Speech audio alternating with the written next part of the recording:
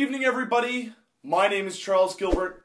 Thank you for joining me, and welcome to Friday Funnies. Friday Funnies is the best name that 4 college seniors could think up after a night of excessive drinking. We like to keep your expectations low to start off with, because then we figure there's a lot more room to grow. But it pretty much does describe what we'll be doing here every Friday. That being witty satire, comedy sketches, and discussion of campus events that more than likely you've heard about 1,000 times before we decide to make a segment about it. But it will be funnier coming from us. Be a lot funnier.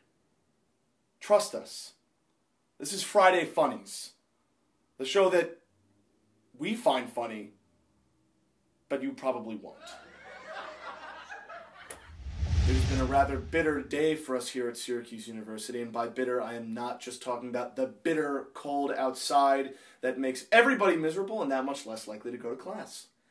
I'm talking about a recent report released by AccuWeather, which strips Syracuse University of its illustrious #1 title atop the list of highest annual snowfall on campuses around the United States.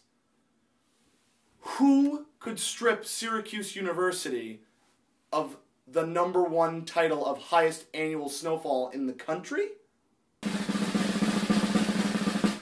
Michigan Tech.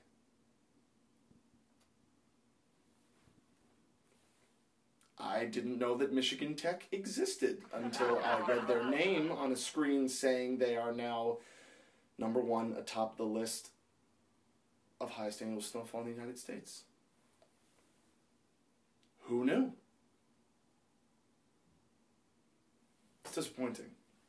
I'm actually pretty bummed about that, because I hold a pretty high standard to Syracuse. I know you guys do too. So, well, we'll get them next year. Mother Nature has a way of being on our side. She likes to dump her white load on us every year.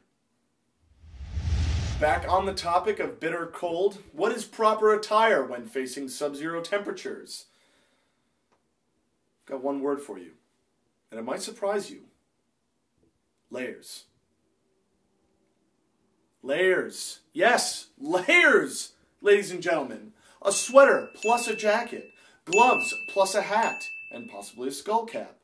Shorts under jeans, under sweatpants, 2 pairs of socks under boots. For more on that, let's go to Bill Boodle, reporting live from a Syracuse University student apartment at 204 Comstock. Bill. Yes, good morning, Charles.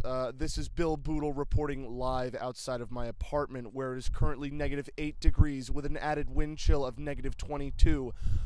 Unfortunately, I opted to be wearing a t-shirt today. Because of that decision made, I can no longer move my arm from its current position, holding this mic up to my face. More than likely, I will lose all feeling in my extremities in the next few minutes, including those of my legs, where I decided to wear shorts. I'm currently regretting that decision. Back to you, Charles. Thank you, Bill. Really hope you put some pants on, and a jacket, and a hat, and gloves. I don't want to lose you, Bill.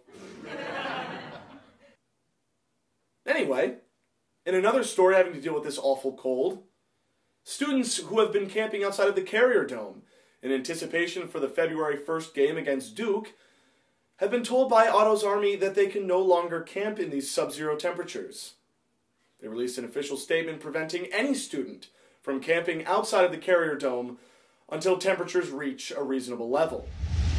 A group of particularly diehard fans, however, have taken matters into their own hands. We've been receiving reports of Amazon drones dropping military-grade camping tents into Ernie Davis, Watson, and Lawrenson halls.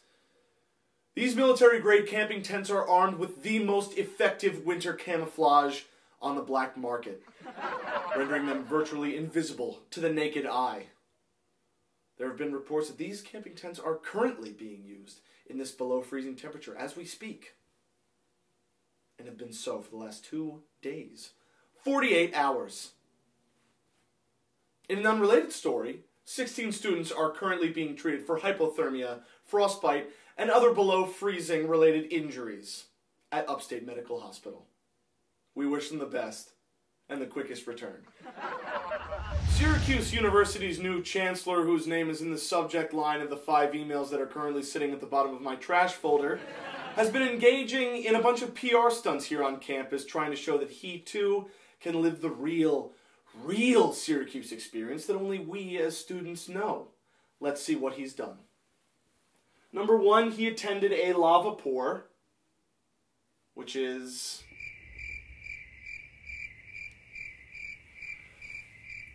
he had a steak sandwich at Varsity. Usually you eat pizza, but it's close enough.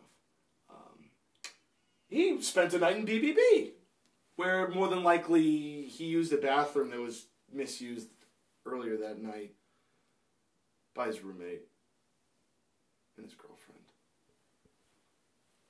Number 4, he attended a Calc 1 class in Newhouse. Nailed it.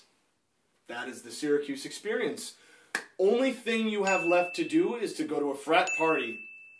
And by go to a frat party, I mean be denied entry to a frat party and go home. Alone. Now, here at Friday Funnies, we also like to discuss very serious matters. And what we're going to discuss today is security. We want to remind you to lock your windows, lock your apartment door, lock your car, zip up your backpack, and keep all of your valuables somewhere on your person where they can't be stolen from you while you sleep on the face of a book in Bird Library. It's been no more than 2 weeks since I've been back at school, and I've already lost my cell phone, my wallet, my car keys, my keys to my apartment, my GPS from my car, my Xbox, my TV, all of my Xbox games, all of my controllers, my virginity. Consequently, all my friends. That was a bad night. Well, happy Friday. Hope you found this funny today, and if you didn't, it's still Friday. And we'll see you next week in the same place. Hopefully. Friday Funnies.